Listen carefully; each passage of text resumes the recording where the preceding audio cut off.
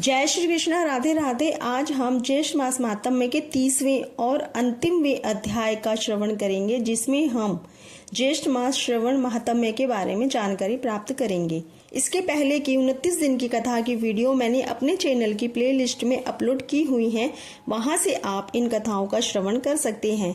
मैं इस वीडियो के डिस्क्रिप्शन में भी उनके लिंक दे दूंगी, वहां से भी आप उन सभी कथाओं का श्रवण कर सकते हैं।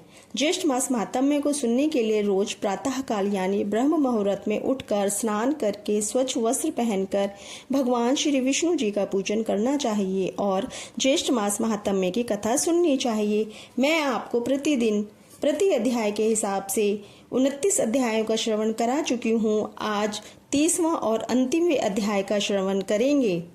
आपसे निवेदन है कि यदि आपने पिछली कथाओं का श्रवण नहीं किया है तो उन कथाओं का श्रवण आप अवश्य करिएगा।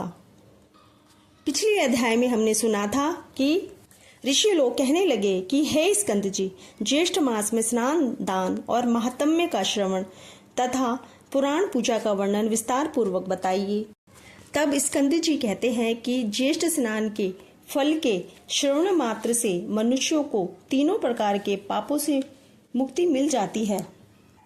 अतः ज्येष्ठ मास में सूर्योदय से पूर्व ज्येष्ठ स्नान करना चाहिए, पर कलयुग में पाप अधिक होने के कारण ज्येष्ठ स्नान अति दुर्लभ होगा।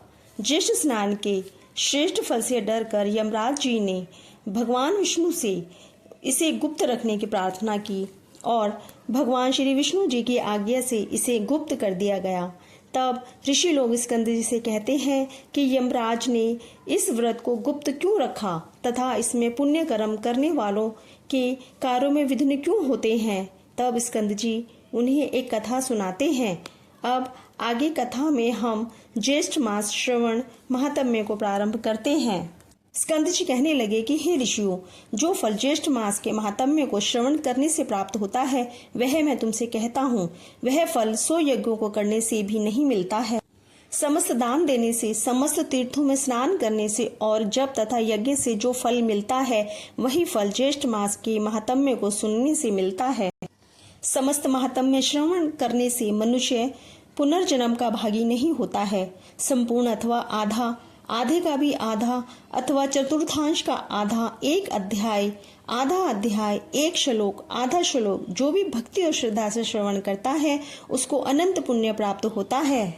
हे द्विज लोगों, स्वल्प पुण्यवान पुरुषों के पुण्य कार्य में अनेकों विघ्न पड़ते हैं। अतः विघ्न शांति के लिए मनुष्य को पुण्य करना चाहिए। यदि स्नान कर्म और महात्म्य श्रवण कार्य में विघ्न आ जाए तो विघ्न भय से पुण्य कर्म का त्याग ना करें, उस कर्म को दूसरों से करा लें। बारंबार पुण्य कर्म को करने से विघ्नों का नाश होता है। कलयुग में करने के योग्य बहुत से कर्म हैं, परंतु कलयुग में पुराण श्रवण सबसे श्रेष्ठ कहा गया है।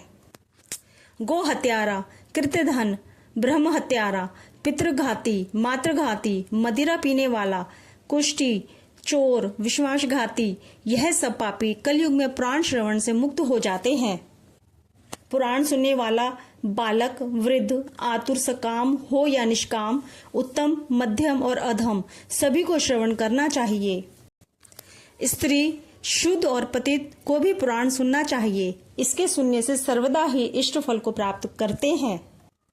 निष्काम, सकाम, आस्था, अनास्था, स्पर्धा, कपट, सप्रह, ससंप्रह सभी लोग पुराण सुनने से अपने मनोरथों को पाते हैं। भक्तिहीन होकर भी पातकी पुराण श्रवण तथा इसमें को सुनने से स्वर्ग को गए हैं। इस विषय में एक पाप नाशनी कथा सुनिए।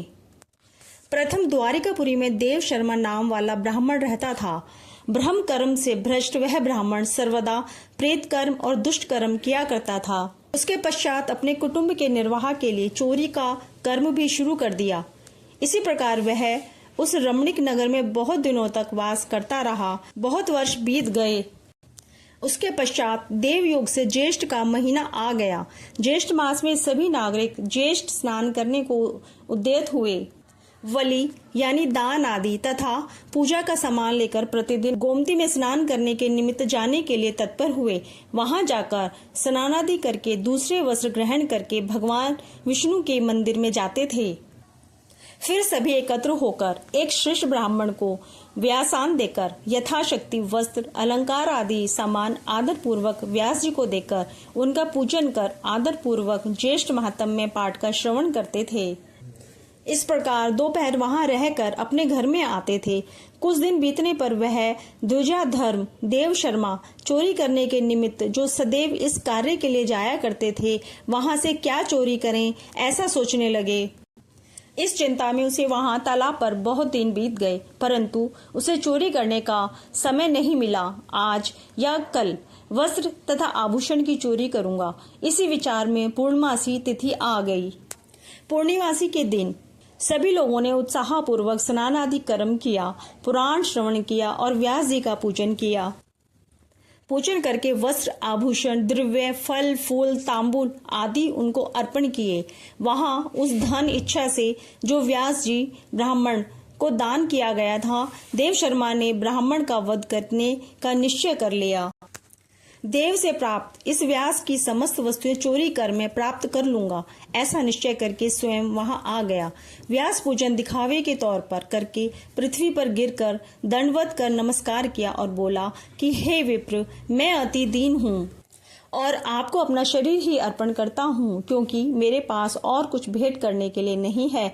अब से मैं आपका दास हूँ, आप यथासुख मेरी सेवा ग्रहण करें।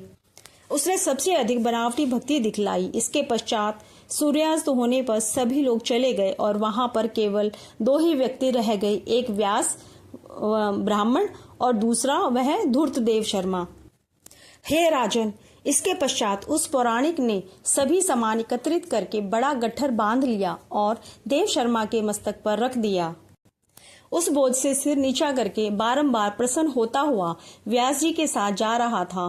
तालाब के पास पहुंचकर जन समुदाय में घुसकर भाग गया, परंतु कुछ दूर जाकर पैर फिसल जाने के कारण जल सहित कुएं में जा गिरा। तब वहां पर बड़ा कोलाहल हुआ और आसपास के बहुत से लोग एकत्रित हो गए। मैं मंद बुद्धि हूँ जो मैंने इस धूर्त का कैसे विश्वास कर लिया, क्योंकि अज्ञात मनुष्य में जो विश्वास करते हैं वह निंदित मनुष्य उसके वश में होकर स्वयं भी नष्ट हो जाते हैं, जैसे विड़ाल के वश में मूषिक नष्ट हो जाता है। इस प्रकार व्यास जी के वचनों को सुनकर पुरवासियों ने राजा से जाकर कहा कि नगर के द्वार पर स्थित सभी लोग, इधर उधर भीतर बाहर रहने वाले सभी स्थानों में चोर की खोज की गई है। सूर्योदय होने पर फिर चोर की खोज शुरू हुई। उसको अंधकूप में पड़ा देखकर राजा से कहा, राजा की आज्ञा से उसको कूप से बाहर निकाला गया। उसके प्राण कुछ शेष रह गए थे। उसने सब वस्तुएं ब्राह्मण यानी व्यास जी को दे दी। इसके पश्चात उसके प्राण निकल गए। उसी समय वह दिव्य देहधारी होकर श्रेष्ठ विमान पर बैठकर पूर्ववासियों को प्रणाम करता हुआ बोला कि आपकी कृपा से ही यह सब कुछ मुझको प्राप्त हुआ है। तब सभी ने विस्मित होकर ज्येष्ठ मास महात्म्य की प्रशंसा की तथा उन पूर्ववासियों के मुख से ज्येष्ठ मास महात्म्य सुनकर श्रद्धाहीन होने पर भी वैकुंठ लोक को गया।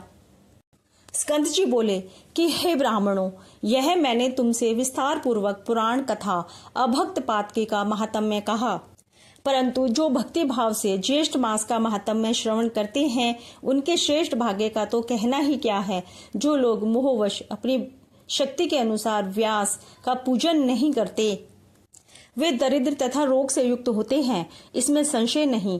जो मनुष्य पुराण का श्रवण नहीं करते तथा त्रिविक्रम भगवान का पूजन नहीं करते हैं या दर्शन नहीं करते हैं, गूंगे, बहरे तथा पंगु होते हैं, इसमें संशय नहीं। इस प्रकार स्कंद जी के मुख से महात्म्य सुनकर वह सब ब्राह्मण नंदनवन के पुष्पों की स्कंद जी पर वर्षा करने लगे। कुछ लोग प्रेम से नाचने लगे तथा कुछ लोग उपचारों से पूजा करने लगे। यह श्रेष्ठ मास का श्रेष्ठ महात्म्य सुनकर वे सब लोग प्रसन्न हो गए और बारंबार महात्म्य पूछने लगे। इस प्रकार से ज्येष्ठ मास श्रवण महात्म्य वर्णन और 30वां अध्याय संपूर्ण होता है। जय श्री कृष्णा, राधे राधे। भक्तों, ज्येष्ठ मास महात्म्य का प्रतिदिन प्रति अध्याय के हिसाब से मैंने आपको 30 अध्यायों का श्रवण करवाया है। आपसे निवेदन है कि मेरी वीडियो आपको अच्छी लगी हो तो इन कथाओं को ज़्यादा से ज़्यादा लाइक शेयर ज़रूर करिएगा। और यदि आपने चैनल को सब्सक्राइब नहीं किया है तो उसे सब्सक्राइब ज़रूर करिएगा। इसी तरह की कथाएं सुनने के लिए मेरे इस चैनल पर बने रहें और कमेंट करके जय श्री कृष्णा राधे राधे ज़रूर लिखिएगा।